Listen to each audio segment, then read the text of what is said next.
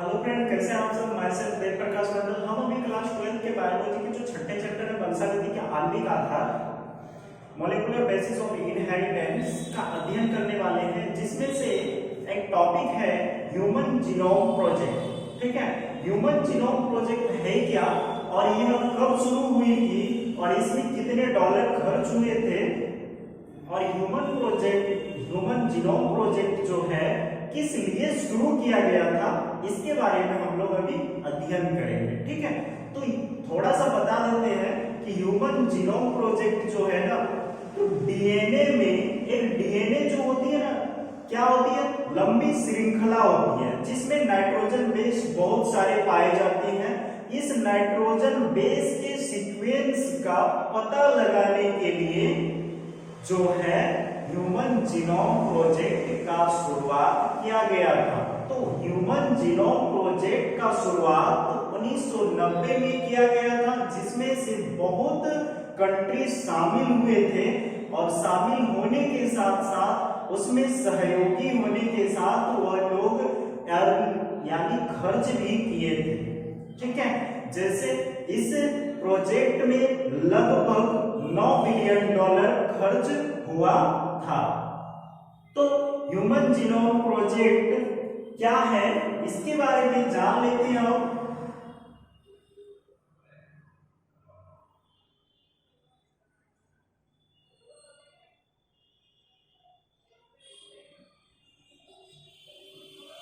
Human genome project की शुरुआत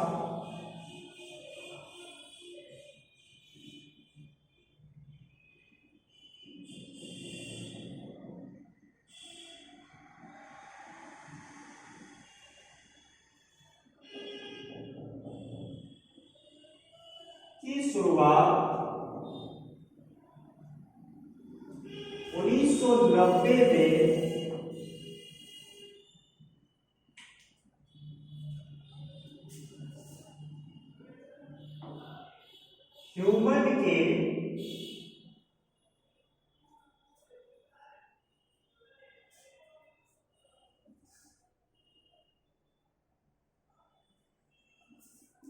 human के जीनोम में प्रोजेक्ट्स नाइट्रोजन बेस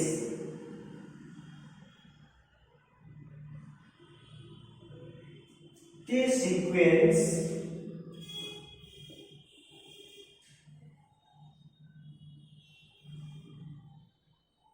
को पता लगाने के लिए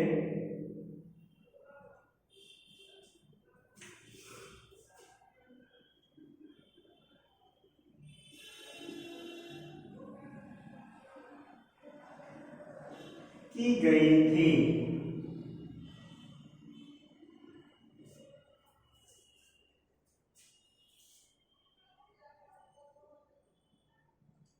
पता लगाने के लिए एक प्रोजेक्ट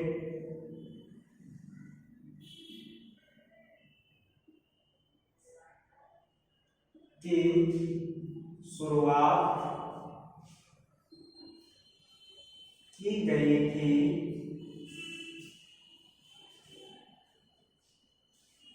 इस प्रोजेक्ट वह प्रोजेक्ट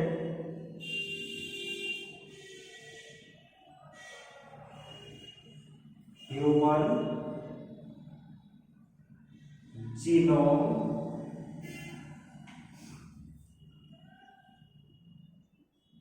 प्रोजेक्ट कहलाया।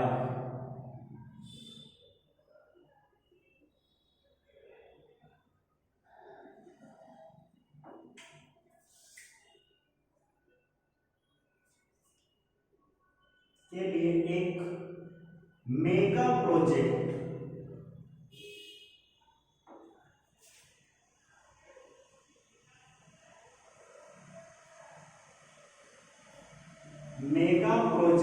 महायोजना की शुरुआत की गई थी।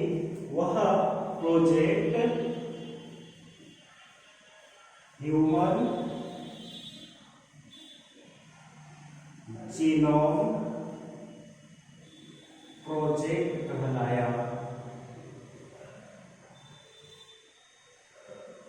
शॉर्ट फॉर्म में ह्यूमन जीनोम प्रोजेक्ट को, शॉर्ट फॉर्म इसका क्या है, तो शॉर्ट फॉर्म है HGP। ठीक है, ह्यूमन जीनोम प्रोजेक्ट का शॉर्ट फॉर्म यहां से H, G और P। ये कब शुरू हुई थी? 1990 में स्टार्ट हुई थी। इसमें जो खर्च हुए थे वह खर्च है $9 बिलियन।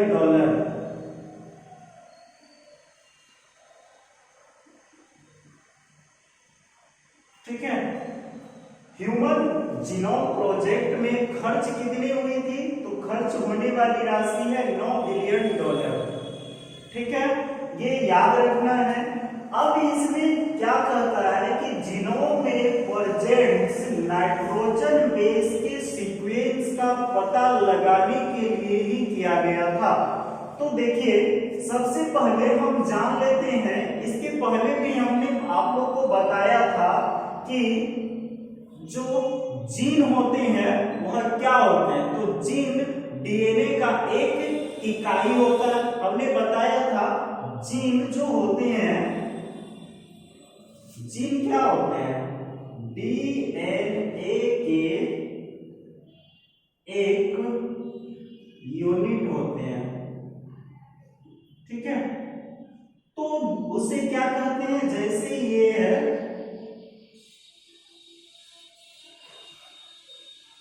तो इसमें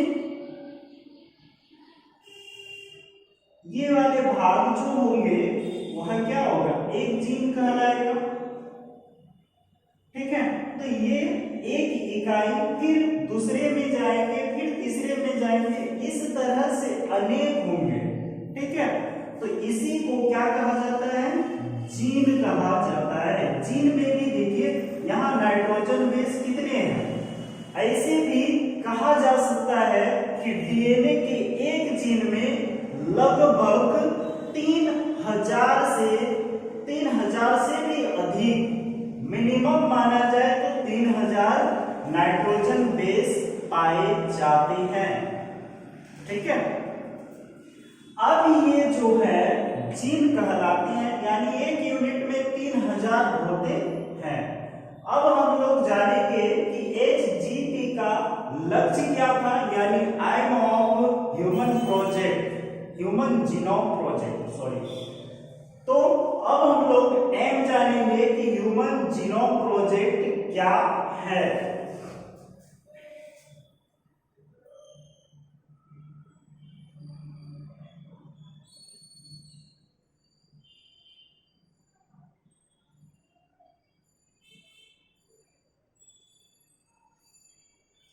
ह्यूमन जीनोम प्रोजेक्ट में सबसे पहला कार्य आता है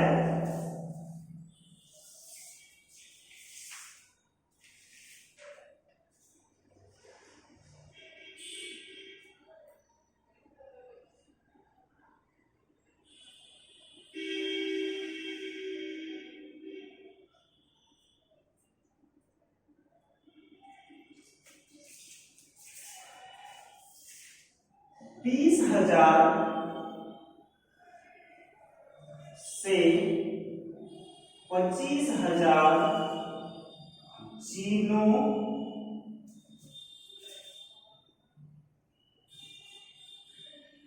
का पता लगाना।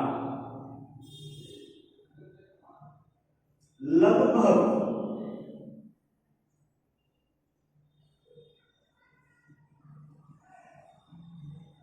ठीक है, तो लगभग कितने जीनों का पता लगाना था? 20 से 25,000 जीनों का पता लगाना था। उसके बाद है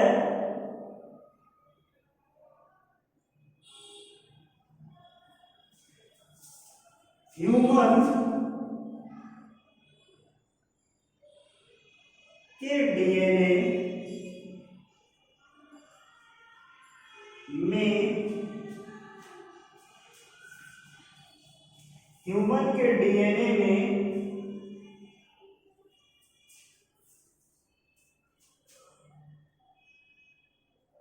को बनाने वाले नाइट्रोजन बेस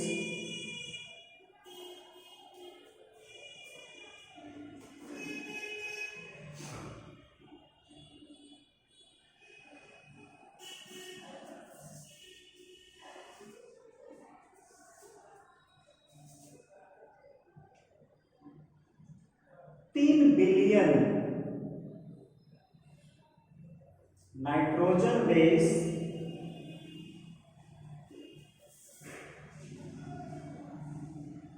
का पता लगाना। उसके बाद तीसरा, इन सारे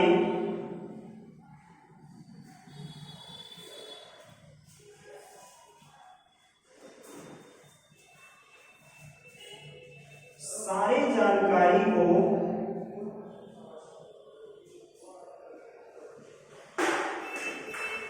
एक डेटा में अर्जित करना।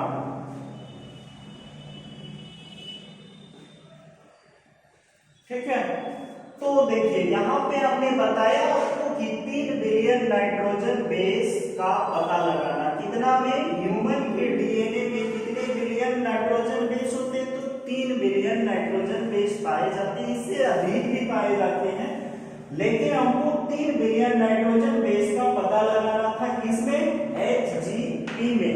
ठीक है, सारे जानकारी को एक डेटा में संग्रहित करना, मतलब इकट्ठा करके रखना। कि ह्यूमन जीनोम प्रोजेक्ट का क्या था? मोटो था, एम था। ये याद रखना है कि लगभग 20,000 से 25,000 जीनों का पता लगाना। उसके बाद ह्यूमन के डीएनए को बनाने वाले 3 बिलियन नाइट्रोजन बेस का पता लगाना। उसके बाद है सारे जानकारी को एक डेटा में अर्जित करना। हो गया? ये था उसका, ये था ह्यूमन जीनोम प्रोजेक्ट का लक्ष्य। ठीक है, हमने अभी अभी आप लोग को बताया कि डीएनए में अनेक प्रकार के जीन पाए जाते हैं, जिसमें से एक जीन में 3000 से भी अधिक या 3000 नाइट्रोजन बेस पाए जाते हैं। ठीक है, जैसे एडेनिन, गुआनिन, थाइमिन, साइटोसिन। इसी तरह के सीक्वेंस का पता लगाने के लिए यह क्या किया था? ह्यूमन जीनोम प्रोजेक्ट चली थी। कब? 1990 से स्टार्ट हुई थी और वह अब तक चलते रहे हैं। ठीक है, अब हम इसके बारे में, इसका जो कैरेक्टर है उसके बारे में पता करेंगे कि ह्यूमन जीनोम प्रोजेक्ट का कैरेक्टर क्या होता है।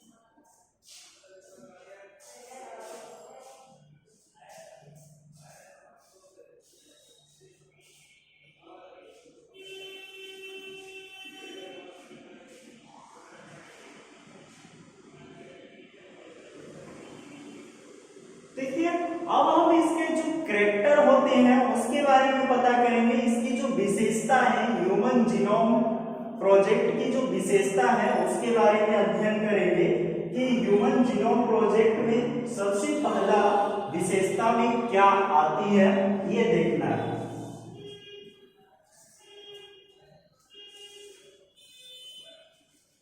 ह्यूमन के जीनोम में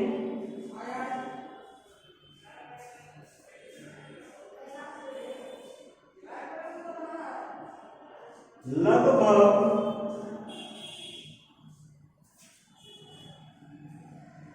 31647 करोड़ नाइट्रोजन बेस पाए जाते हैं।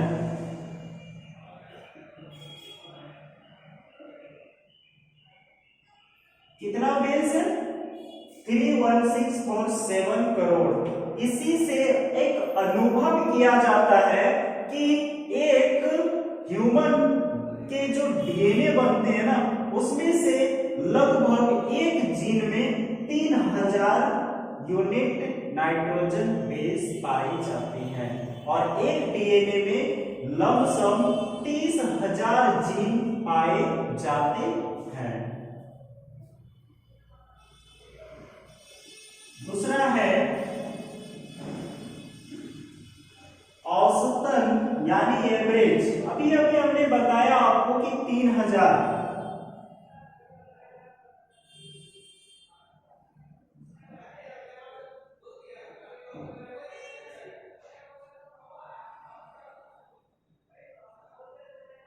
प्रत्येक जीन में 3000 नाइट्रोजन बेस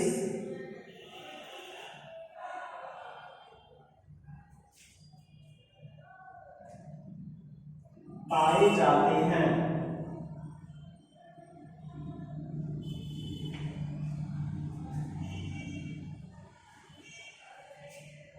ह्यूमन के सबसे बड़ी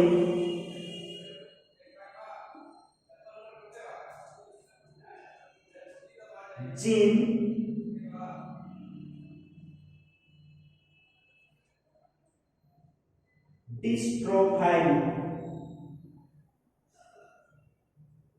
डिस्ट्रोफिन है, जिसमें 2.4 करोड़ नाइट्रोजन बेस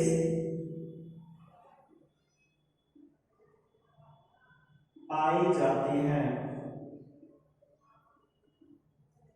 ठीक है, तो हमने बताया था ना आपको कि 3000 नाइट्रोजन बेस पाए जाते हैं, ये सब मिनिमम है। लेकिन ह्यूमन के जो सबसे बड़े जीन होते हैं ना डिस्ट्रोफिन, इसमें क्या है, डिस्ट्रोफिन में 2.4 करोड़ नाइट्रोजन बेस पाए जाते हैं। कितने? 4 करोड़। ये याद रखने की पॉइंट है कि ह्यूमन के सबसे बड़े जीन कौन से हैं, तो डिस्ट्रोफिन है।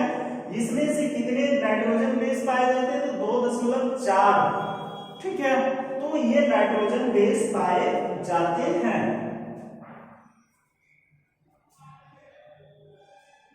और ये भी आप लोग को बताया अभी अभी हमने कि ह्यूमन के डीएनए में जो जीन की संख्या होती है, ह्यूमन के डीएनए में जीन की संख्या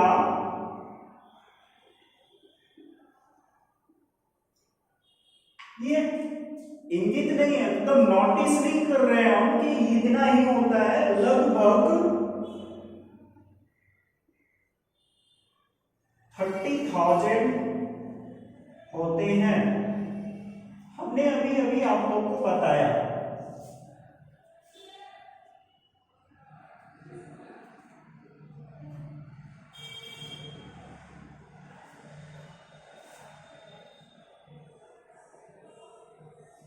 इसमें से जितने सारे जीन का पता चल चुका है कि ये 30,000 जीन है ना, इसमें से 50% जीनों का कार्य को हमने पता कर लिया। ये जो 30,000 जीन है, इस जीनों का कार्य को हमने पता लगा लिया, खोजी गई, पता की हुई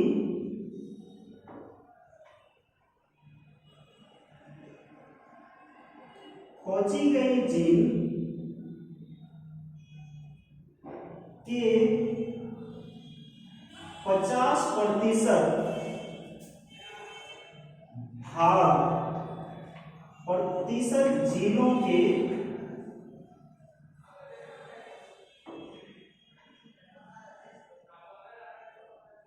कार्य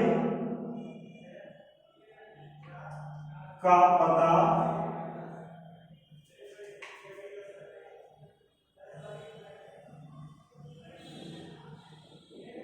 लगाकारी की जानकारी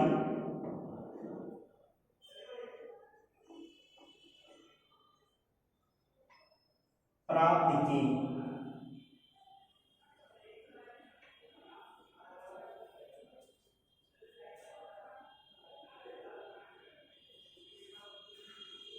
अब इसमें से जो है ना, ये क्या है, खोजी गई जीन के 50% जीनों की कार्य की जानकारी हमने अर्जित कर लिया। अब क्या है, फिर ये जो 30,000 है ना, 30,000 जीन जो है, जीन की संख्या लगभग 30,000 होते हैं, तो 30,000 जीन में से 2% जीन जो है प्रोटीन के फॉर्मेशन में भाग लेते हैं। खोजी गई जीन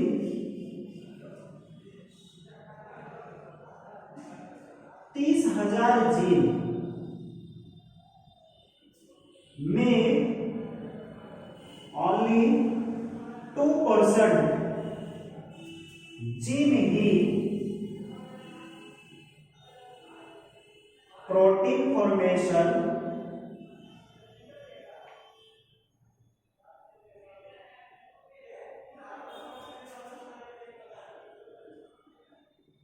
में भाग लेते हैं।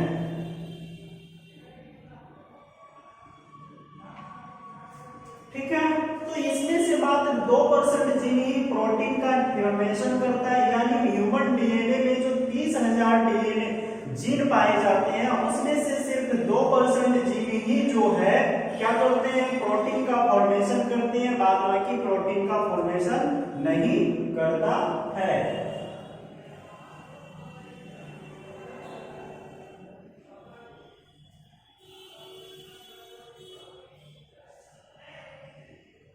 ह्यूमन के डीएनए में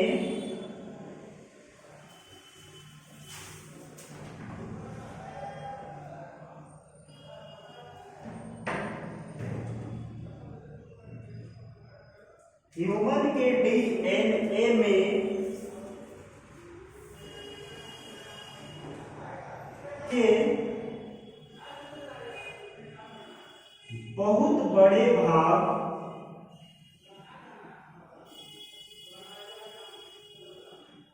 में रिपीटेटिव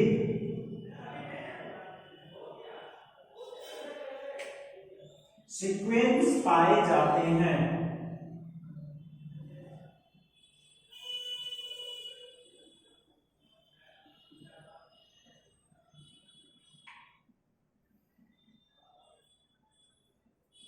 अब है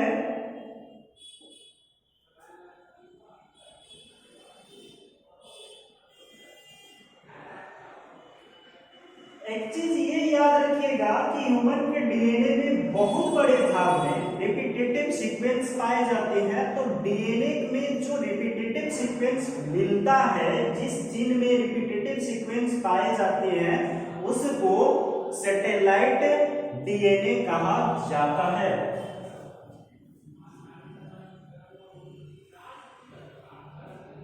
डीएनए का वह भाग जहां रिपीटेटिव सीक्वेंस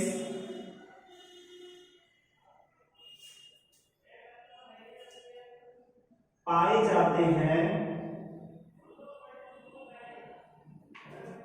उस भाग को सैटेलाइट डीएनए कहते हैं। ठीक है, तो सैटेलाइट डीएनए किसे कहते हैं, जहां डीएनए का वह भाग जहां रिपीटेटिव सीक्वेंस मिलता हो, उसको सैटेलाइट डीएनए कहते हैं। अब सैटेलाइट डीएनए को कितने भाग में बांटा गया है ये भी जान लीजिए, क्योंकि ये जो है ना अम्लीय छापन विधि, यानी कि डीएनए का जो फिंगर प्रिंटिंग होता है ना, उसमें बहुत अहम भूमिका निभाता है रिपीटेटिव सीक्वेंस वाले डीएनए। ठीक है, तो अभी अभी हम उसके बारे में भी बता देंगे आपको कि सैटेलाइट डीएनए को कितने भागों में बांटा गया।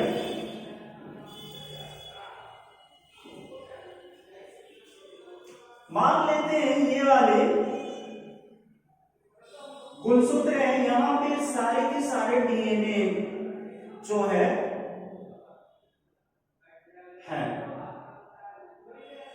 इसमें से एक यूनिट जो होगी वह क्या होगी, आपका एक जीन कहलाएगा। यहां से जो मान लिया जाए ये निकला,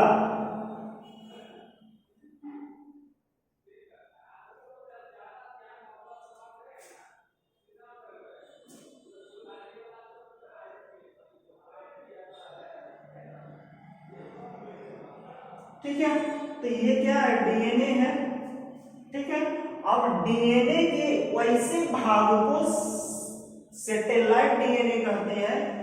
देख लीजिए जहां क्या है, यहां बता रहे हैं कि जहां रिपीटेटिव सीक्वेंस पाए जाते हैं, जैसे ये है जो सी सी जी ए, फिर ये करेगा सी सी जी ए, है ना, यहाँ एक बार, फिर यहाँ एक बार, पुनः फिर से इसका सीक्वेंस सी सी जी ए, इस टाइप से जो चलते रहेंगे डीएनए का भाग नाइट्रोजन बेस, इसी तरह से होने वाले डीएनए को रिपीटेटिव डीएनए कहा जाता है। यानी रिपीटेटिव क्रिया होने के कारण इसको सैटेलाइट डीएनए कहा जाता है। अब सैटेलाइट डीएनए को कितने भागों में बांटा गया है ये भी देख लीजिए। सैटेलाइट डीएनए जो होंगे वह सैटेलाइट डीएनए को दो भाग में बांटा गया है। एक है मिनी सैटेलाइट डीएनए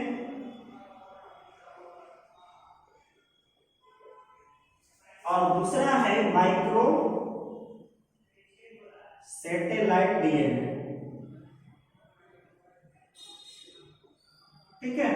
तो एक मिनी और दूसरा micro satellite DNA. Mini satellite DNA है क्या, माइक्रो सैटेलाइट डीएनए है क्या, ये जो होते हैं ना mini satellite DNA micro satellite DNA से थोड़ा बड़ा होता है। माइक्रो मतलब क्या, सूक्ष्म ऐसे होते हैं जिस इसमें से क्या है कि 10 से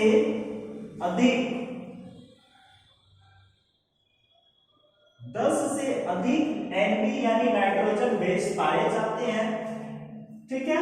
और इसमें क्या है कि ये 100 से भी अधिक पाए जाएंगे।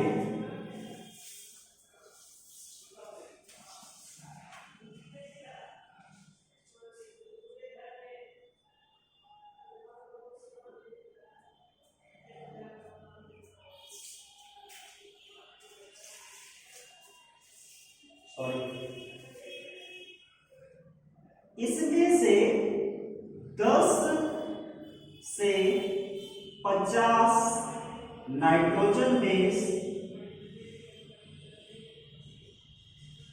का सीक्वेंस मिलता है।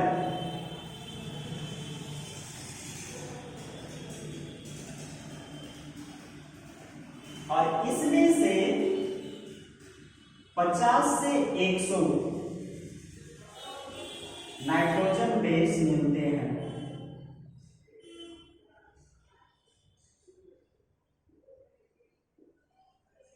ठीक है। तो देखिए ये वाले डीएनए, मान लेते हैं कि ये वाले जीन जो है इस टाइप से बनाया गया, ठीक है। तो यहां से हम अलग कर रहे हैं सिर्फ समझाने के लिए कि ये वाले अलग हो गए। तो यहां से ये वाले जो है ना इसमें से 50 से 100 तक के नाइट्रोजन बेस पाए जाते हैं। इस जीनों में नाइट्रोजन बेस की संख्या 50 से 100 तक होती है, लेकिन इसमें 50 तक ही होते हैं, ठीक है। इसका आकार छोटा होता है और इसका आकार बड़ा होता है, ठीक है। तो नाइट्रोजन बेस में ये जो है छोटे होते हैं और ये नाइट्रोजन बेस में बड़े होते हैं, क्योंकि इसका जो है 10 से 50 नाइट्रोजन बेस के सीक्वेंस में एक जीन होंगे और इसमें 50 से 100 तक के सीक्वेंस में एक जीन होंगे, तो ये छोटा स्पेस ले लेगा, ज्यादा घना हो जाएगी, और ये कम घना होंगे। तो ऐसे डीएनए को क्या कहते हैं? इस प्रकार के डीएनए को मिनी सैटेलाइट डीएनए कहते हैं, और इस प्रकार के डीएनए को माइक्रो सैटेलाइट डीएनए कहते हैं। तो अब यहाँ पे क्या है कि माइक्रो सैटेलाइट डीएनए का जो शॉर्ट फॉर्म है वह है एक है मिनी सैटेलाइट डीएनए, जहां जिसको बोला जाता है VNTR। इसमें आता है VNTR, इसका फुल फॉर्म जो होता है ना VNTR का वेरिएबल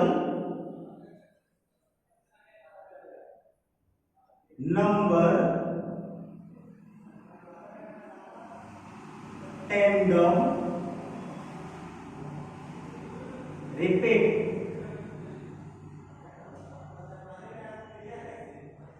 ठीक है, variable number of tandem repeats. ठीक है, उसके बाद है ये वाले माइक्रो सैटेलाइट डीएनए का जो नाम है वह है STR। इसको कहता है short tandem repeats, short tandem repeats.